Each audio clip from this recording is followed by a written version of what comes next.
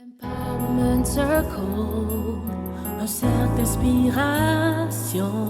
Empowerment Circle est un cercle d'inspiration. Be encouraged, sois encouragé. Be motivated, sois motivé. Jesus is the way. Jésus est le chemin.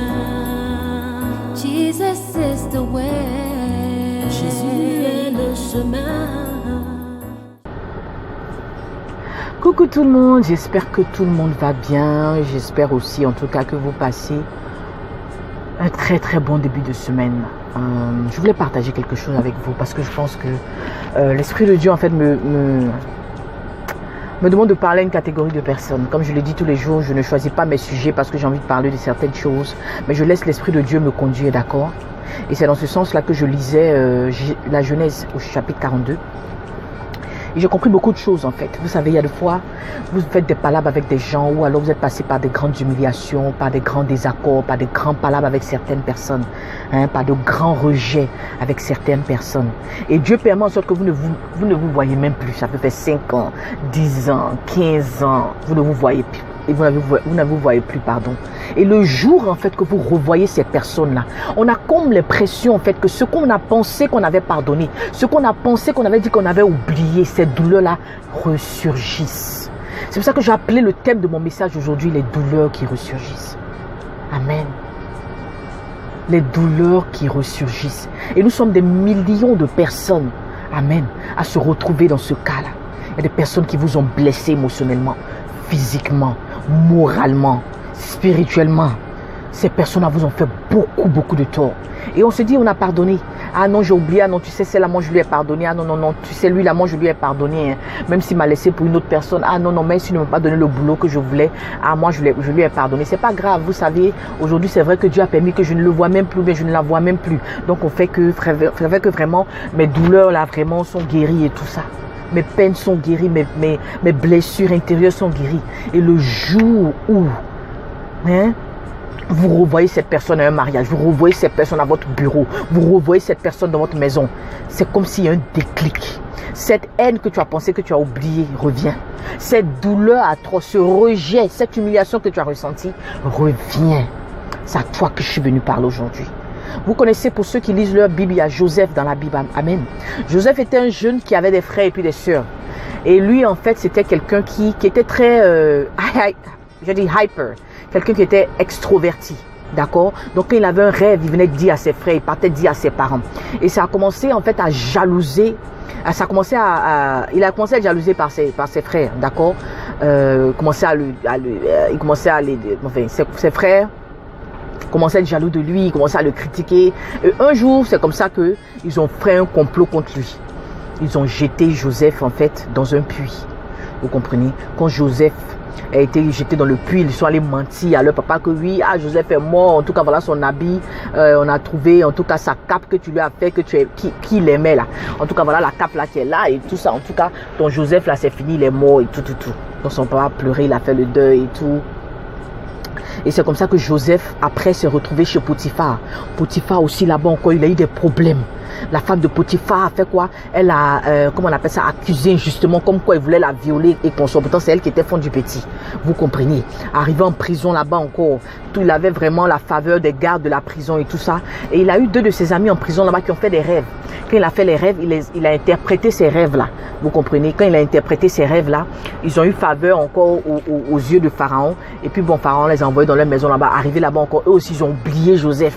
Vous voyez? Donc à cause d'une erreur de ses frères, il est passé par tout ça là. Il est passé par l'accusation injustement chez Potiphar. Il est parti encore en prison. Là-bas encore, il a aidé les gens, là encore oublié.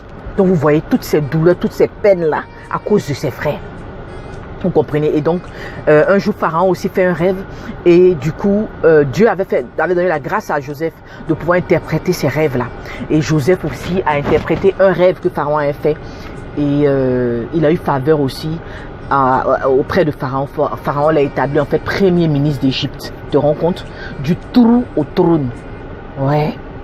Vous savez, quand les gens vous font du mal, ils ont comme l'impression en fait que ils vous ont achevé physiquement, ils vous ont achevé moralement, ils vous ont achevé émotionnellement.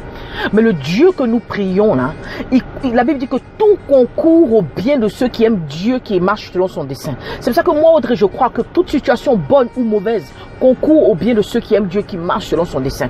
Et cet exemple typique de Joseph là nous montre en fait que quelle que soit l'intensité de la douleur que tu as ressentie, quand les gens t'ont rejeté, quand les gens t'ont accusé injustement, tout ça là concourt aussi à ton bien. Vous comprenez? C'est comme ça que Joseph devient premier ministre d'Égypte. Pharaon lui donne tout le pouvoir. Et la famine frappe le pays. Où ses frères étaient là, la famine aussi frappe le pays. Ils viennent dans le pays où Joseph était. Eux-mêmes, ils n'ont même pas reconnu Joseph. Vous savez, il y a des gens qui t'ont humilié dans ton passé. Il y a des familles qui t'ont rejeté parce qu'ils ont dit que tu n'étais pas à la hauteur de leur fille ou bien de leur fils pour les épouser. Il y a des hommes qui t'ont rejeté parce qu'ils se sont dit non, elle là seulement je ne peux pas la marier, je préfère aller marier la plus belle go du monde. Amen. Il y a des gens qui t'ont refusé un emploi aujourd'hui et puis aujourd'hui là, c'est eux qui sont devant toi en train de venir par leur fille ou bien par leur fils venir demander du boulot. Quand les frères de Joseph sont venus pour demander à manger en Égypte, ils ne savaient pas que c'était Joseph qui était venu retrouver. C'est pour ça que je suis venu parler à cette femme, je suis venu parler à cet homme qui aujourd'hui, après 10 ans, après 15 ans, après 20 ans, après 25 ans, te trouve en face des douleurs qui ressurgissent dans ton âme, qui ressurgissent dans ton esprit. Des douleurs que tu as pensé que tu avais pardonnées. Aujourd'hui, tu te retrouves en face du CV de quelqu'un, de l'enfant de quelqu'un qui t'avait refusé un boulot hier. Tu te retrouves dans la salle d'opération de cet homme ou de cette femme qui t'avait rejeté dans le passé, qui t'avait humilié dans ce passé. La vie de cette femme-là est entre tes mains. Ou bien la vie de l'enfant de cette femme est entre tes mains. Je suis venu parler à cette femme, à cet homme, que avant on t'avait rejeté pour dire non, il n'a pas, ses parents ou bien sa famille n'a pas les moyens pour épouser notre fille. On t'a rejeté. Aujourd'hui, cette fille-là, c'est vrai que peut-être les parents de cette fille-là lui ont donné un mariage à quelqu'un d'autre, aux enfants d'un autre gourou là-bas. Ça n'a pas marché. Cette fille-là aujourd'hui a divorcé. Cet homme-là aujourd'hui a divorcé. Et il vient devant toi aujourd'hui pour te dire qu'il veut te remarier ou bien il veut maintenant faire quelque chose avec toi. Pourtant, toi, tu as eu ta vie, maintenant tu es heureuse, tu as marié, tu as un enfant. Tu sais, le temps de Dieu n'est pas le temps des hommes. Je suis venu parler à cette personne qui a été humiliée sur les réseaux sociaux. Tes vidéos ont été distribuées partout.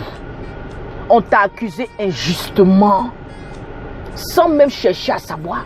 Et aujourd'hui, ces personnes qui t'ont humilié, ces personnes qui t'ont accusé injustement, se retrouvent en face de toi et ils ont besoin de toi. Ta vie dépend d'eux. Leur vie, pardon, dépend de toi. Oui, il faut seulement que toi tu signes un papier pour qu'on leur donne un prêt à la banque. Il faut seulement que toi tu signes un papier pour qu'on donne une bourse d'études à leurs enfants. Il faut seulement que toi tu signes un papier pour qu'on puisse dire oui, on peut évacuer leur mère ou leur père à l'étranger pour qu'on les soigne. C'est à toi que je suis venu moi m'adresser aujourd'hui. Joseph, tu as eu un rôle à jouer et tu as un rôle à jouer dans leur vie aujourd'hui. Amen. Si tu lis Genèse 42, à partir du verset, à partir du verset 6 jusqu'au verset 24, le verset 18 ici dit, le 3e jour, Joseph leur dit, faites ceci et vous vivrez parce que je crains Dieu. Amen. Parce qu'aujourd'hui, toi, tu as la crainte de l'Éternel, pardonne. Parce qu'aujourd'hui, toi, tu as la crainte de l'Éternel, fais en sorte que ceux dont ils ont besoin venant de toi, il faut leur donner. C'est pour ça que la Bible dit, je ferai de tes ennemis ton marchepied. C'est pour ça que je déclare et puis je prophétise encore que ceux qui t'ont humilié hier, ils auront besoin de toi demain.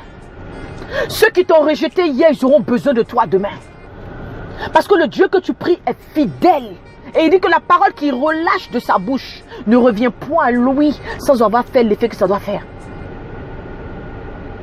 Cette semaine est ta semaine. Je ne sais pas qui tu vas rencontrer qui t'a fait du mal. Qui tu vas rencontrer qui t'a rejeté hier. Qui tu vas rencontrer qui a créé des haines et des douleurs terribles dans ton âme et dans ton esprit. Je ne sais pas qui tu vas rencontrer. Mais je suis en train de te dire déjà, je suis en train de t'avertir divinement pour te dire que ces personnes que tu vas rencontrer, aide-les. Pardonne-les. Amen. Parce qu'en gros, ils ont concurré, eux aussi, ils ont fait en sorte que tu sois là où tu es aujourd'hui. Nos douleurs d'aujourd'hui sont ce sur quoi nous bâtissons notre avenir aussi. Amen. Quand les frères de Joseph sont revenus là, la Bible dit que Joseph a pleuré quand il les a rencontrés. Eux, ils ne savaient même pas que c'était lui. Joseph est parti se retirer dans une chambre. Il a pleuré. C'est ce que tu es en train de faire aujourd'hui. Tu pleures parce que cette famille-là t'a humilié. Ils ont dit que tu ne pouvais pas marier l'enfant parce que tu n'étais rien. Aujourd'hui, c'est eux qui ont besoin de toi. Parce que c'est toi qui dois signer ce décret-là pour eux. Pour qu'on puisse évacuer leur maman, ou bien leur tante, ou bien leur enfant là même à l'étranger. C'est sur toi ils comptent aujourd'hui pour que tu puisses signer ce papier pour que leurs enfants, mais leurs petits-enfants aient des bourses d'études. C'est toi aujourd'hui qui dois donner du boulot à leur soi-disant beau-fils. Ou bien belle-fille. Oui. Pleure comme tu peux pleurer. Mais donne-leur. Donne à toutes ces personnes-là ce dont ils ont besoin. Ils t'ont humilié parce qu'ils n'ont pas cru en ton business. Ils n'ont pas cru que ta structure allait donner. Ils n'ont pas cru en ton rêve. Aujourd'hui, là, ce rêve-là s'est réalisé, maman. Aujourd'hui, là, tu as ouvert ton business. On parle de toi sur les réseaux sociaux. On parle de toi sur TFE. On parle de toi. On Google même ton nom, ça sort, maman. Oui, ils auront besoin de toi. C'est pour ça que je dis encore, j'ai intitulé mon message « Les douleurs qui ressurgissent ». Parce que ces douleurs-là, tu vas les ressurgir. Tu vas vivre ça encore. C'est-à-dire, ça sera comme un déclic dans ton esprit pour te dire, ceux-là qui m'ont rejeté, c'est ceux-là qui viennent devant moi encore aujourd'hui.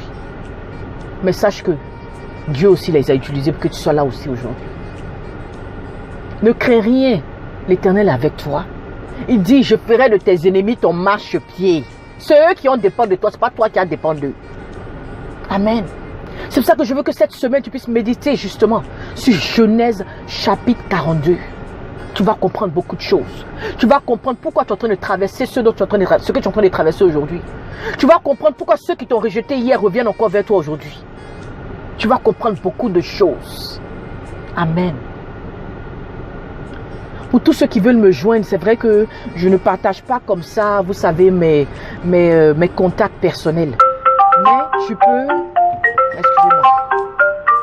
Mais pour ceux qui veulent me joindre, d'accord, vous pouvez m'écrire directement sur mon email que je vais mettre juste en bas là. Et la plupart du temps, je réponds dans les 24 heures qui suivent. Je sais qu'il y a plein de personnes aussi qui me contactent pour les prières. Il y a plein de personnes aussi qui me contactent aussi au travers des réseaux sociaux comme Facebook, Instagram, parce qu'ils veulent se vider. Aujourd'hui, je suis disponible. Je ne vais plus mettre de barrière entre vous et moi. Amen. Pour toi qui veux m'appeler, appelle-moi. Pour toi qui veux me parler, parle-moi. Pour toi qui veux m'écrire, écris-moi. Vous comprenez? Je suis disponible en tout cas à vous écouter. Parce que je crois que la saison dans laquelle on est rentré est une autre saison en fait que Dieu lui-même me permet que je puisse être ouverte. Amen. Afin que je puisse être aussi en mesure de parler avec vous. Quelles que soient les directions que l'Esprit de Dieu va me donner. Passe en tout cas une très très belle semaine. Que Dieu te fortifie en tout cas toi qui traverses cette période en ce moment. Et pour toutes ces personnes, vous savez, qui ont blessé hier, qui ont humilié hier, qui ont rejeté hier, vous savez, Dieu va faire en sorte que, quelles que soient les années que ça va prendre, vous allez être en face de vos Joseph. Vous allez être en face de vos Joseph. Que Dieu vous donne seulement l'humilité, la sagesse et le discernement dans cette période-là. Que Dieu vous bénisse. Passez une excellente semaine. Et que cette semaine-là, en tout cas, des témoignages encore cool, à n'en point finir. C'est au nom de Jésus que j'ai prié. Amen.